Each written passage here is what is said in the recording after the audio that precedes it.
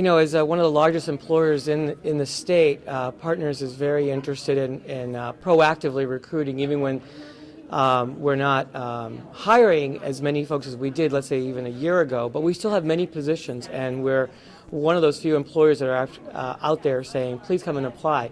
So we're very focused in our approach to recruitment, and we include individuals with disabilities in our recruiting campaigns from a diversity perspective. It's part of our campaign, our outreach efforts, and so we're in the community. We're working with the agencies in the state, such as Mass Commission for the Blind, Mass Rehab Commission, and so many others that really support our efforts in recruiting and retaining staff. Plus, we're also very interested in retaining our current staff, and in many ways reach out to those agencies as well to see how we can work with our population that's aging.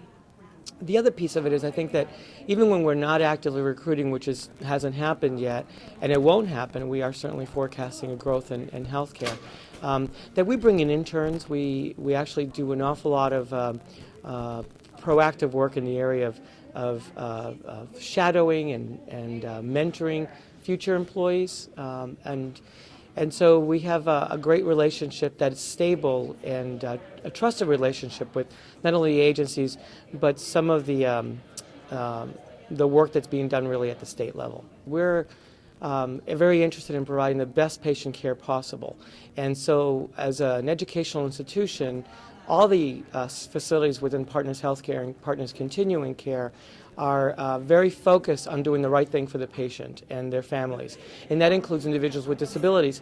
As a matter of fact, most folks that come to the facilities have some sort of either temporary disability or a different ability they live with. So from our perspective as administration, we're constantly looking for ways to improve our access, and that also for our patients, which includes access to employment. And I'm proud of the fact that I have this platform to do the work in. I've worked in many other industries, and I think healthcare really gets it from the perspective of asking the right questions, and where we fall short, we're willing to go back and revisit. And we do have many ongoing sessions that bring it to light on a daily basis, whether it's through precepting, through educational forums, through learning from each other. And that's part of our program, learning about ourselves and each other and our patients.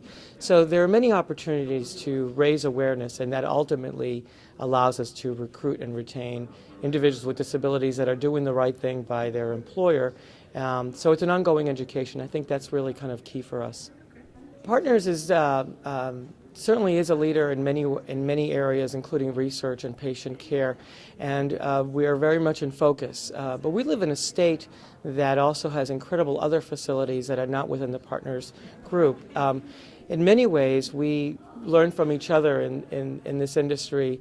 Best practices are something we share. So for us in the employment of individuals with disabilities, it's become very much part of our fabric, and we're modeling that behavior.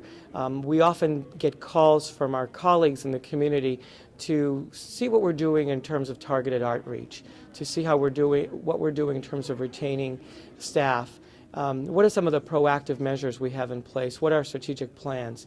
That once again goes back to not only really recruiting the best person for the job, which includes individuals with disabilities, but it's about best patient outcomes.